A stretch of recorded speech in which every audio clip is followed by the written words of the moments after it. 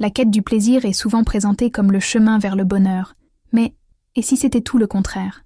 Nous vivons dans un monde où le plaisir, loin de nous libérer, pourrait être la plus subtile des prisons. Comme l'avait prédit Aldous Huxley dans Le meilleur des mondes, nous sommes entourés de distractions si agréables que nous ne remarquons même pas ce que nous perdons réellement. Ce qui ressemble à de la liberté peut en réalité être une forme de contrôle.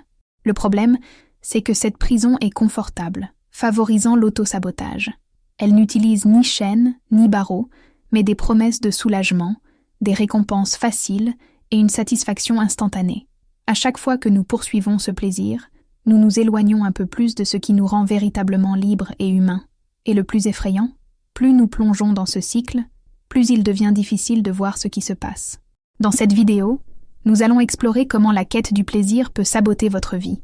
Inspirés par les idées d'Aldous Huxley, nous comprendrons comment résister à ce contrôle invisible et récupérer ce qui compte vraiment, votre liberté, votre conscience et votre humanité. Beaucoup d'entre nous croient être libres. Après tout, nous vivons à une époque où tout semble à notre portée. Plaisir instantané, choix infinis et liberté de faire ce que nous voulons, n'est-ce pas? Mais Goethe, avec une précision troublante, nous avertit « Personne n'est plus esclave que celui qui croit à tort être libre ». Cette phrase porte un poids énorme car elle révèle une vérité amère.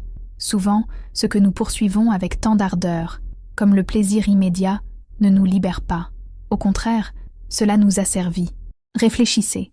Les décisions que nous prenons chaque jour sont-elles vraiment les nôtres? Ou ne faisons-nous que réagir à des stimuli qui nous maintiennent dans une zone de confort conçue pour nous distraire de l'essentiel? C'est comme se trouver dans une prison aux murs invisibles. Vous ne voyez peut-être pas les barreaux, mais cela ne signifie pas qu'ils n'existent pas. Chaque clic sur un réseau social, chaque achat impulsif, chaque recherche de plaisir facile est un rouage dans un système qui nous manipule et nous maintient dociles, tout en nous donnant l'illusion du contrôle. La vraie question est, ce que vous désirez aujourd'hui, vous mène-t-il vers une vie de liberté, ou vous lie-t-il davantage aux chaînes du plaisir immédiat? Identifier cette prison invisible est le premier pas pour en sortir. Car croyez-moi, la quête du plaisir peut être le poison le plus doux que vous ayez jamais goûté. Et ce poison, comme nous le verrons, est utilisé de manière encore plus subtile et dangereuse pour nous contrôler. Quand nous pensons au contrôle social, nous imaginons souvent quelque chose d'explicite et brutal, comme les caméras omniprésentes et la répression décrite par George Orwell dans 1984. Mais Aldous Huxley, dans Le meilleur des mondes, nous présente un scénario encore plus effrayant. Un monde où le contrôle n'est pas imposé par la douleur, mais par le plaisir. Tandis qu'Orwell nous met en garde contre la peur, Huxley nous défie de voir le danger d'être séduit par des distractions si agréables que nous ne remarquons même pas notre soumission. Réfléchissez, dans l'univers de Huxley, les gens ne sont pas forcés d'obéir. Ils sont tellement absorbés par des plaisirs futiles, tellement anesthésiés par leur quête incessante de confort, qu'ils n'envisagent même pas de résister. Il n'y a pas besoin de torture lorsque la promesse de plaisir et de commodité suffit à faire taire les voix dissidentes. Et si cela vous semble lointain, regardez autour de vous. Combien de fois renonçons-nous à notre attention critique pour un marathon de séries, un défilement sans fin sur un fil d'actualité ou le confort d'éviter des débats difficiles? La grande ironie est que, tandis qu'Orwell nous alerte sur les chaînes visibles de l'oppression, Huxley révèle la puissance des chaînes invisibles du plaisir. Et c'est précisément cette différence qui rend sa vision si actuelle. Après tout, qui soupçonnerait que la quête de quelque chose d'aussi désirable que le plaisir pourrait devenir une forme de sabotage personnel et collectif? Mais le problème va plus loin. Ce n'est pas seulement le plaisir lui-même, mais les outils utilisés pour nous y enfermer, comme nous le verrons par la suite. Imaginez un monde où le contrôle n'est pas exercé par la peur ou la répression, mais par une overdose de plaisir. Cela semble être un échange équitable, n'est-ce pas? Mais c'est précisément là que réside le piège. Aldous Huxley, dans Le meilleur des mondes, nous avertit que les distractions incessantes représentent une forme de domination bien plus efficace que n'importe quelle force brutale. Après tout, il est beaucoup plus facile de maintenir les gens soumis lorsqu'ils sont anesthésiés par des distractions qui les empêchent de se poser les vraies questions. Cette stratégie nous est effroyablement familière. Pensez à notre époque. Nous sommes entourés de divertissements instantanés, d'applications qui nous récompensent avec des doses de dopamine et de la promesse que la prochaine notification ou le prochain épisode sera enfin satisfaisant. Mais ce plaisir constant ne nous libère pas. Il nous enferme dans un cycle interminable de gratification superficielle. C'est l'équivalent moderne du soma de Huxley, ce petit réconfort qui nous détourne des grandes questions sur la liberté, le but et le sens de la vie. Et le plus insidieux, ce type de contrôle est presque invisible. Nous ne ressentons pas le poids d'une autorité répressive, mais nous sommes enchaînés par nos propres désirs. Cela nous rend non seulement contrôlables, mais aussi complices de notre propre esclavage. Et pendant que nous sommes distraits, ceux qui détiennent réellement le pouvoir continuent de façonner le monde à leur avantage. Pouvons-nous encore échapper à ce cycle? Ou sommes-nous déjà devenus trop dépendants des distractions pour même envisager de résister? Le psychologue B.F. Skinner, pionnier dans l'étude du comportement humain, a démontré quelque chose qui a bouleversé notre compréhension du contrôle, le pouvoir du renforcement. Il a montré qu'il est possible de façonner des comportements, même chez les humains, grâce à des récompenses et des punitions soigneusement calculées.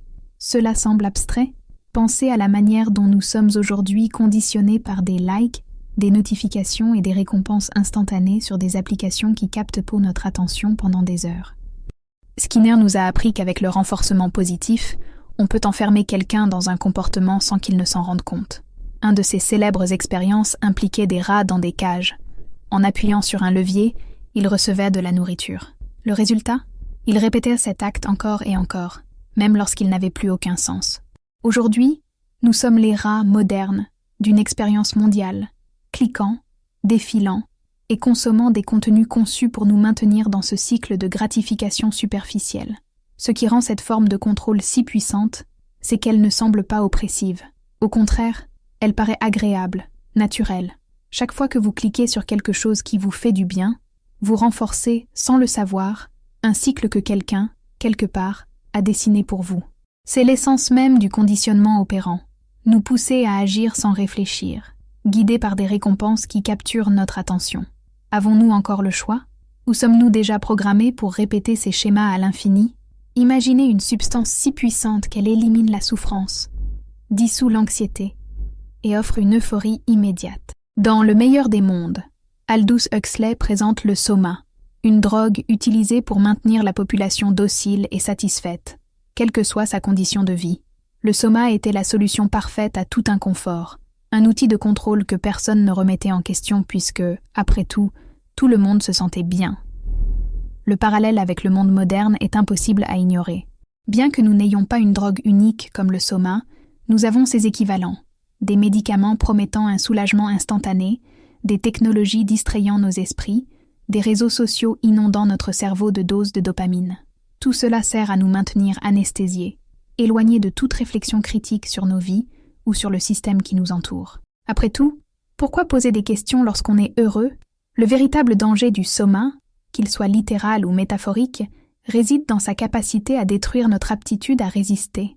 En recherchant constamment un soulagement immédiat, nous renonçons à affronter les inconforts nécessaires au changement réel. Nous devenons dépendants de ce confort chimique ou technologique, tandis que ceux qui contrôlent son accès s'assurent que nous restions obéissants. La question qui se pose est la suivante. Jusqu'à quel point nos choix quotidiens nous rapprochent-ils de cette servitude déguisée en plaisir? Dans le meilleur des mondes, le contrôle de la population va au-delà des drogues et des divertissements. Il touche aux structures les plus fondamentales de la société. L'État encourage la promiscuité et élimine la famille en tant qu'institution, brisant ainsi les liens profonds qui pourraient générer une résistance. Les relations deviennent superficielles et jetables, créant des individus déconnectés et facilement manipulables. Après tout, qui a besoin de liens profonds lorsque le plaisir immédiat est toujours à portée de main? Cette idée est troublante parce qu'elle touche à quelque chose d'essentiel. La famille et les liens émotionnels sont des ancres qui nous donnent la force de questionner et de résister.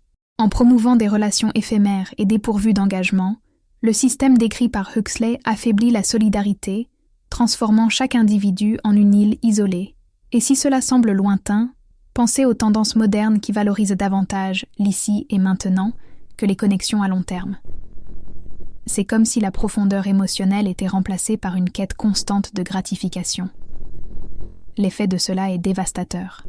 Sans lien solide, les individus deviennent plus vulnérables aux manipulations extérieures, plus enclins à accepter passivement le contrôle. Ce qui semble être une liberté, vivre sans attache, est en réalité une forme d'esclavage émotionnel. Et ce qui est le plus effrayant, plus nous sommes déconnectés, plus nous cherchons le plaisir pour combler le vide. Mais ces distractions peuvent-elles réellement remplacer ce qui nous manque vraiment, ou ne font-elles qu'aggraver le problème? Le divertissement devrait être une forme de repos, une pause pour recharger nos énergies. Mais dans le monde moderne, il est devenu un outil de contrôle, tout comme dans le meilleur des mondes. Lorsque les masses sont occupées à rire, se divertir et consommer des contenus de manière incessante, elles n'ont pas le temps de réfléchir, de questionner ou de résister. C'est un contrôle insidieux, qui se déguise en amusement, mais qui maintient chacun exactement là où le système le souhaite, passif et distrait. Regardez autour de vous. Combien d'heures par jour passez-vous à consommer quelque chose qui n'ajoute aucune valeur réelle à votre vie, faire défiler un fil d'actualité, regarder des vidéos courtes, enchaîner des marathons de séries? Pendant que nous sommes absorbés, une réalité est en train d'être façonnée, mais nos yeux restent fixés sur les écrans, suivant des algorithmes conçus pour nous maintenir dans ce cycle.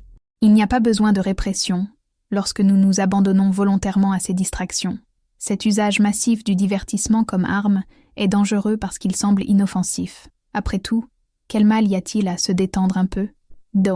Mais le problème commence lorsque ce « peu » devient une routine et que cette routine se transforme en dépendance.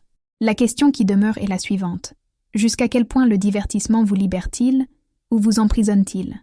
Ce que vous consommez vous aide-t-il à grandir ou vous distrait-il de ce qui compte réellement? La frontière entre soulagement et contrôle n'a jamais été aussi fine. Ce qu'Aldous Huxley a décrit dans Le meilleur des mondes ne semble plus si lointain. En réalité, sa dystopie résonne de manière terriblement familière. Les drogues psychotropes, les addictions à la pornographie, les réseaux sociaux et les distractions technologiques sont les équivalents modernes des outils de contrôle qu'il avait imaginés. Aujourd'hui, nous vivons dans un monde où la quête du plaisir et de la distraction est si accessible que nous sommes devenus prisonniers de la commodité. Chaque clic, chaque dose de dopamine nous éloigne un peu plus de la pensée critique et de la véritable liberté. Pensez aux technologies que nous utilisons quotidiennement. Le smartphone, par exemple, est à la fois un facilitateur et un contrôleur. Il vous donne accès au monde, mais il vous y enferme également. Les réseaux sociaux nous séduisent avec des promesses de connexion, mais nous laissent de plus en plus isolés. La pornographie et les jeux vidéo offrent des gratifications instantanées qui nous découragent de rechercher des connexions réelles et des expériences plus profondes. Ces outils nous gardent occupés, distraits et suffisamment confortables pour ne pas nous rendre compte de ce que nous perdons. La réalité est que la société moderne semble avoir adopté la servitude joyeuse décrite par Huxley. Nous sommes submergés par des stimuli qui nous empêchent de poser des questions, qui nous maintiennent enfermés dans un cycle de consommation effréné et superficiel. Le problème n'est pas la technologie elle-même, mais ce qu'elle fait de nous. Sommes-nous encore capables de résister? Ou avons-nous déjà franchi le point de non-retour où le plaisir est devenu le plus grand outil de contrôle sur nos vies? L'humanité a un dangereux penchant, abandonner la liberté en échange du confort. Cet échange semble anodin au début, mais il est à la base d'un système qui transforme les individus en pièces facilement manipulables. Huxley l'a brillamment illustré dans Le meilleur des mondes. Lorsque le plaisir et le confort sont abondants, la liberté cesse d'être une priorité. Après tout, qui voudrait remettre le système en question lorsqu'il est occupé à profiter de ce qu'il offre? Cet échange est évident dans le monde moderne. Nous préférons la commodité d'accepter ce qu'on nous donne à l'inconfort de questionner ou de résister. Combien de fois laissons-nous nos opinions et nos choix être façonnés par les médias, les algorithmes ou la pression sociale, simplement parce que c'est plus facile? La liberté exige des efforts, mais le confort est facile, séduisant et toujours à portée de main. Et peu à peu, nous devenons plus complaisants, plus dépendants, moins libres. Le problème, c'est que plus nous acceptons le confort, moins nous réalisons ce que nous perdons. La vraie liberté n'est pas seulement un concept abstrait, c'est ce qui nous permet de vivre avec un sens et une authenticité. Mais lorsque nous l'échangeons contre des plaisirs immédiats, que reste-t-il? Pouvons-nous reprendre le contrôle? Ou sommes-nous déjà devenus les prisonniers du confort que nous valorisons tant? Voilà la grande question à laquelle nous devons répondre avant qu'il ne soit trop tard. Nous vivons à l'ère de la technologie, avec des outils qui ont transformé le monde en un espace interconnecté. Mais, comme pour chaque progrès, il y a un prix caché. Ces mêmes outils ont rendu la manipulation sociale plus efficace et presque imperceptible. Les algorithmes analysent nos comportements, anticipent nos actions et, dans de nombreux cas, influence nos décisions sans que nous nous en rendions compte. Le contrôle n'est pas imposé, il est suggéré, et c'est précisément cela qui le rend si dangereux. Les plateformes numériques savent ce que vous voulez, avant même que vous ne le sachiez. Vos données sont collectées, analysées et utilisées pour créer des expériences personnalisées qui semblent conçues pour vous plaire, mais qui, en réalité, sont pensées pour vous garder captif.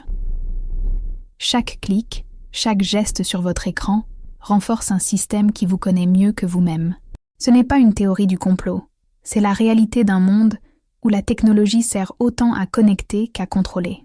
Le plus alarmant, c'est que résister à ce contrôle devient de plus en plus difficile.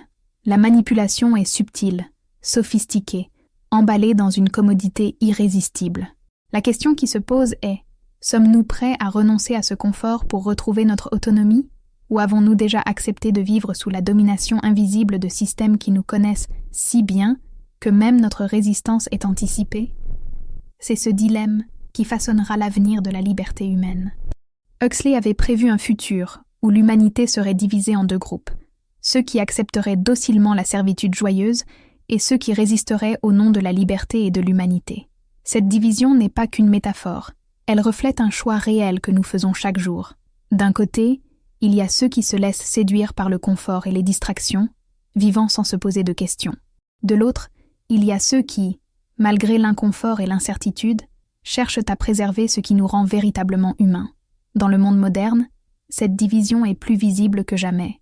Certains préfèrent suivre le courant, absorbés par les plaisirs instantanés et les commodités technologiques. D'autres s'arrêtent pour se demander « Où allons-nous ? Qui est vraiment aux commandes ?» Le problème, c'est que résister demande un effort, alors qu'accepter est facile. La majorité choisit inévitablement la voie de la moindre résistance, permettant ainsi au système de poursuivre sa marche sans opposition.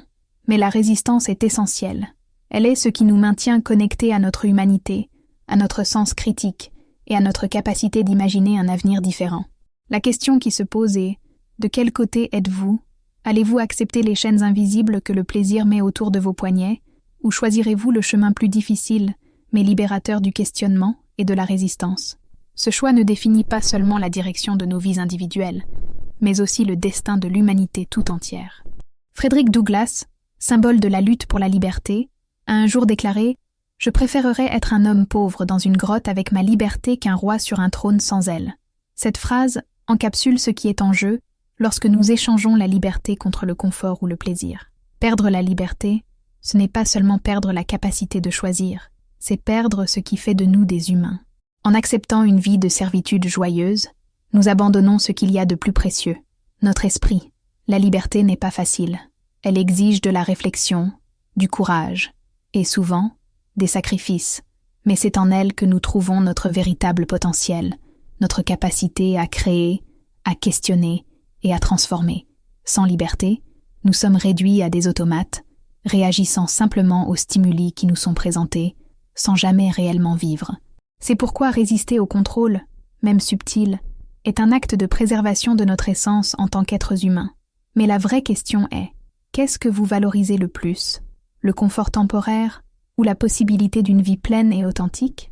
Le plaisir immédiat ou la chance de construire quelque chose de significatif ? Les réponses à ces questions ne façonnent pas seulement votre destin individuel, mais celui de tous. Après tout, l'humanité ne peut exister pleinement que dans la liberté, et chacun d'entre nous est responsable de la défendre.